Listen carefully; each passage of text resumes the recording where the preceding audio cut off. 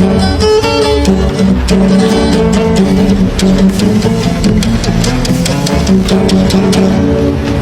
magandang araw po sa inyong lahat, mga minamahal ko mga kababayan. Muli na dito po ang inyong lingkod, Epifanio Labrador, dito po sa ating programang Reaction Mo, Birada Ko.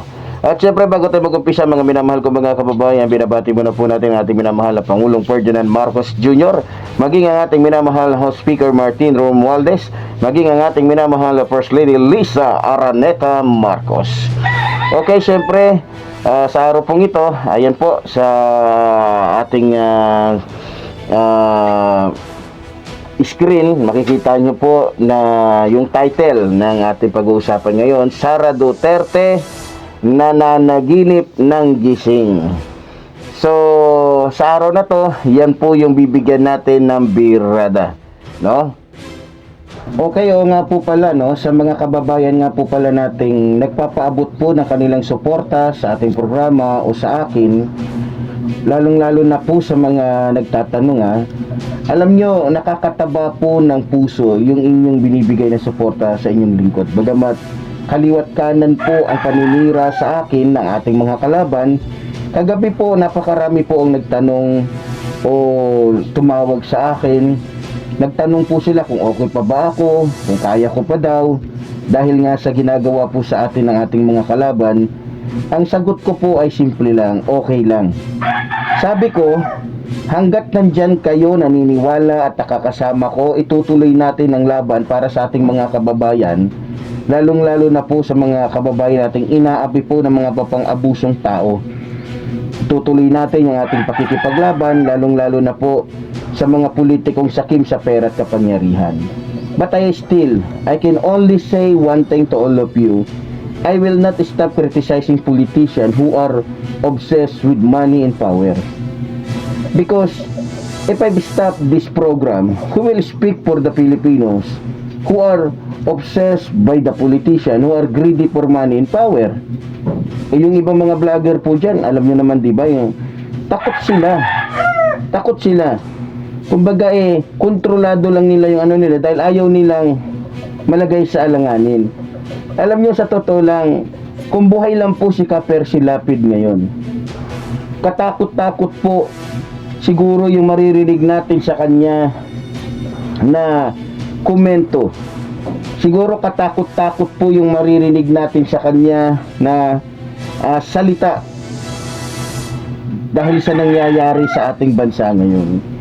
Pero dahil nga sa pinapatay siya ni Duterte, wala tayong magagawa. Talagang ganon, no? Pinapatay wala tayong kalaban-laban dahil pinapatay nga. So talagang ganon, no? So, pero para sa akin, mga minamahal ko mga kababayan, ito sa totoo lang, aaminin ko po sa inyo. Honestly, my situation is very difficult because what we are fighting here are rich and influential people, our country. Ang kinakalaban po natin dito ay yung taong katulad po ni Arnie Tevez at iba pa na talagang maimpluwensya po. Kaya hindi po madali, pero dahil nandyan kayo, naiibsan po yung takot na nararamdaman ko. Naiibsan po yung kahirapang nararanasan ko. Sa madaling salita po mga kababayan, hindi po basta-basta yung ginagampanan ko. Dahil mga pader po ang binabangga natin, mahahaba po yung mga sungay nila. Talagang masasabi mong mga demonyo o mga diablo na yung binabangga natin. Kaya hindi po madali yung sitwasyon ng inyong lingkod. Okay, dumako na po tayo ngayon sa ating magiging topic o sa ating magiging usapin na bibigyan po natin ng birada. Pero bago ang lahat, panoorin muna po natin ito pong mga sinabi po ni Sara Duterte sa ipinalabas niyang video. Ito ay nakuha ko lang po sa TikTok, no? So, ito panoorin po natin.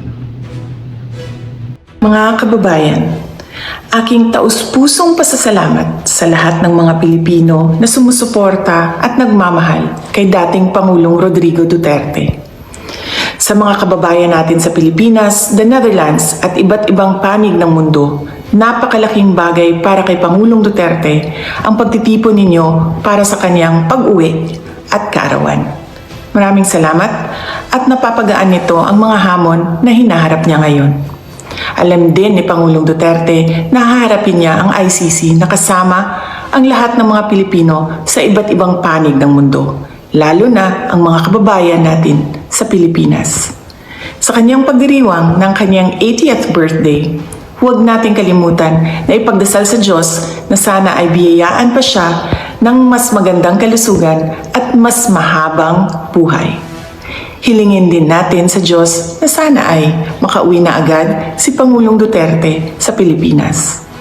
Ang ating mga pagtitipon ay nagpapatunay ng lakas, tapang at paninindigan ng mga Pilipino. Sana ay magpatuloy din ang inyong suporta at pagmamahal sa ating dating Pangulo hanggang sa darating na halalan ng ating mga senador. Sa inyong kaisog, suporta o pag-ampo, kami nagasandig o naghinaot nga atong makabot ang hustisya alang kang Rodrigo Duterte sa mga Pilipino ug sa atong nasod Pilipinas. Syukran. Okay, did you hear what Sarah said? She said her father would be able to return to our country. Alam mo, sa totoo lang, sa dating po ng kanyang mga sinasabi, parang tiyak na tiyak siya na makakabalik pa ang kanyang ama dito sa ating bansa. 'Di ba? O baka nananaginip ka lang, Sara Duterte. Ha? Baka nananaginip ka lang ng gising o baka nagpapatawa ka. Alam nyo, isa lang po sa napansin ko, maliban po sa sinasabi ni Mary Grace Piatos, yung kanya pong mukha, pinagmasdan kong mabuti na parang papilit po yung ngiti niya eh. Hindi po normal. Kasi alam ko, nakikita ko yung mga dati niyang ngiti, yung mga normal niyang ngiti talaga. Ito parang pilit na pilit po, parang natatay. Alam nyo, halatang nangangarap po ng gising itong si Sarah eh. Ha? Nangangarap siya ng gising. Pinagmamalaki pa niya yung suporta na natatanggap daw ng tatay niya mula sa mga gunggong na Pilipino na napapaniwala pa nila hanggang ngayon. Eto wag naman sanang magalit si Sarah sa akin, wag naman sanang sasamahin loob ni Sarah dito sa sasabihin ko po dito sa ating programa ngayon You know, Sarah, admit it to yourself. You're just spoiling yourself and your supporters. Your father won't be able to come back. Ha? Para kang para kang lutang. Para kang sabog na nagsasabi sa mga supporters ninyo, Ha? You know, Sarah, I just think you're dreaming about what you're saying eh. 'Di ba? Magpakatotoo ka. Nagmumukha ka ng tanga eh. Pinapaniwala mo yung sarili mo, pinapaniwala mo yung mga supporters ninyo na makakabalik pa ang tatay mong walang kasing sama. Ito pa, para lang malaman mo, Sarah. Ito, tapatan lang tayong dalawa. How can your father return when he is not facing the current case at the ICC, but also many more and more will be added? 'Di ba? Baka hindi mo napanood sa telebisyon na may mga kaso pang haharapin ng tatay mo. Ha? Ibig sabihin, dahil nasa kamay na nga siya ng totoong batas, ang tatay mo ay mayroon pang haharapin ng mga kaso. Kasi kung maalala ninyo, noong panahon niya, nung siya nandito pa sa bansa, kahit hindi na siya presidente, maraming takot na magkaso. Kasi nga, wala silang laban eh. Pag pinapatay ni Duterte yung mga magkakaso, which sayang lang yung pagod nila.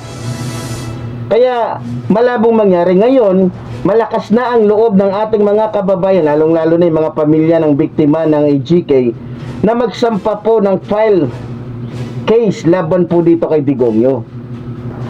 Di ba? Okay, bumalik po tayo dun sa sinabi po ni Sarah na kung saan pinakiusapan po niya, kasi may isang part po, may bahagi po ng video na yon na pinakausapan po niya o kinausap niya o nanawagan siya dun sa kanilang mga supporter na ipagdasal daw yung tatay niya. Ang tanong ko ito simple lang, ang tanong ko, kaninong Diyos nila ipagdarasal si Digongyo? Gayong minumura lang naman niya yung tunay na Diyos na lumikha ng langit at lupa. Pero kung ako tatanungin ninyo mga kababayan isa lang ang masasabi ko dito kay Sarah. Kasi I don't think, Sarah, God the Father will answer the prayers of your supporters. Diba? Because God knows. Ha? God knows how your father curses him without manners. Alam ng lahat yan. Alam ng lahat na minumura lang ng tatay mo. At alam ng Diyos kung paano siya murahin ni Duterte, na tatay mo. Ha? Kaya nga nakakatawa dito, pagkatapos mura-murahin ng tatay mo yung Diyos, hihiling ka ngayon sa mga Pilipino na ipagdasal ng mga Pilipino yung tatay mo, yung tatay mong gagong katulad mo. Alam mo, Sarah, ito sa Diyos ko lang sa iyo ito siguro yung pinakamagandang gawin mo ito siguro yung pinakamagandang gawin mo. What you should do, Sarah, is this. Pakinggan mo mabuti, baka makatulong sa iyo yung ano na to yung advice ko na to Call on your supporters to pray for your father to admit the sins he committed against the people he deprived of their rights. Especially those unsuspecting Filipinos whom he just kills without any justice. Uulitin ko, especially yung mga naging biktima. Ipanalangin mo na humingi ng patawad. Yun ang ipanalangin nyo, na matuto si Digong nyo na humingi ng tawad sa Diyos una, at sa mga naging biktima niya, lalong-lalo na yung biktima sa extrajudicial killing. Yung biktima niya sa EGK. Sa totoo lang, yan ang dapat niyang gawin, at yan ang dapat mong ipanawagan, na matuto yung tatay mo na humingi ng tawad unang-una sa Diyos. Baka sakaling marinig siya ng Diyos. Paano papakinggan ng Diyos yung isang taong hindi naman kumikilala sa Kanya? Alam mo yan, Sarah, kaya mo niloloko ang sarili mo. Alam mo na hindi kayo kumikilala ng Diyos dahil ang tingin ninyo sa sarili ninyo, kayo at Diyos. Yan ang katotohanan, mga kababayan. Okay, mga kababayan, sa totoo lang, natatawa ako dito kay Sarah Bangag talaga yung datingan niya no? Parang hindi niya alam yung sinasabi niya. Alam mo, Sarah, kung ako sa'yo, umuwi ka na dito. Umuwi ka na dito sa Pinas, gawin mo yung trabaho mo. Ang sarap ng buhay mo dyan. Imbis na mag-focus ka sa trabaho mo, mas abala ka pa sa pamamasyal dyan sa Netherlands. Ginagawa mo pang kasangkapan o dahilan yung pag-aasikaso mo sa tatay mo, dyan sa tatay mong gago na kasing demonyo mo, ang kapal ng mukha mo. Ito pa, sa totoo lang, part nung video niya, meron pa siyang sinabi dun iniinganyo niya yung mga membro nila, yung mga supporters nila na ipanalangin daw yung kanyang ama. Matindi yung tama nito sa utak, mga minamahal ko mga kababayan. Ang tindi ng tama mo sa utak, Sarah. You are ordering your supporters to pray to God for your father to have a good health and a longer life. Pero ito lang ang masasabi ko sa iyo, Sarah. God won't hear the prayers of your supporters because your father is a murderer. Ito pa, para malaman mo. I just want to let you know, Sarah, the truth is that if many people are praying for your father to live longer, there are even more people praying for your father to die soon. Then he will begin to suffer, for he is here on earth and in hell. Feeling ni Sarah, mga kababayan, marami pa rin silang supporters o marami pang sumusuporta sa kanila. Mga tanga. Sarah, tandaan mo to. Don't fool yourself. You know that more Filipinos support PBBM because he is a just leader of this country. Uulitin ko, Sarah, kaya maraming sumusuporta kay PBBM dahil isa siyang makatarungang leader ng bansang ito. Hindi tulad ng tatay mo na ginamit ang kapangyarihan niya para lang umabuso. Inilagay niya sa kanyang mga kamay yung batas na hindi naman dapat nararapat. Lalong-lalo na't isa pa naman siyang abogado na nagmistulang abogago. Diba? Pero mga kababayan, ito maliban dun sa mga napag-usapan na natin ngayon, meron akong napansin na ewan ko lang napansin ninyo dun sa last niyang sinabi. Nabanggit niya dun yung eleksyon, yung mga senador na inendorso ng tatay niya. Sabi niya, parang ang pagkasabi niya kasi doon na sana'y patuloy pa rin ang inyong pagsuporta kay dating Pangulong Rodrigo Roa Duterte. No? So sabay isiningit niya ngayon yung mga senatorial candidates nila. So gusto niyang sabihin, gusto niyang palabasin, parang ginagamit niya pa yung tatay niya para lang i-endorso yung mga senatorial candidates nila sa PDP Laba at Dapa na wala ng laban. So magaling yung strategy ni Sara Bolate, no. Ginagamit niya yung panahon na yung oras na yon, yung pagkakataon na alam niyo na, 'di ba? Alam niyo yung utak ni Duterte. Ang galing, 'di ba? Pero hindi siya makakalusot sa atin dahil sabi ko nga kahit gaano siya kagaling, kay Epifanio Labrador pa lang hindi na siya makakalusot eh. Dahil basang-basa ni Epifanio Labrador yung mga galawan ni Sara. Ha? Ginagamit mo yung pagkakataong ito, Sara? Ha? Para kumbaga manalo yung mga senatorial candidates ninyo. Isa lang masasabi ko sa iyo, Sara. Huwag mo lokohin ang sarili mo. Ha? Kahit ikaw sa 2028 kung mangangahas, ewan ko lang kung kasi hindi pa siya nag-re-resign eh. So talaga makapal ang mukha, gustong lumaban doon sa impeachment complaint na kinakarap niya. So, 'di ba? Baka nga itong mismo si Sara kahit sabihin na lang natin na hindi matutuloy yung impeachment complaint sa kanya, kahit tumakbo to ng pagka-president hindi mananalo to.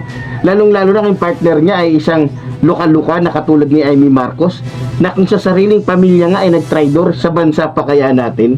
Sa sariling kapatid nga niya traidor sa sariling bansa pa kaya natin, 'di ba?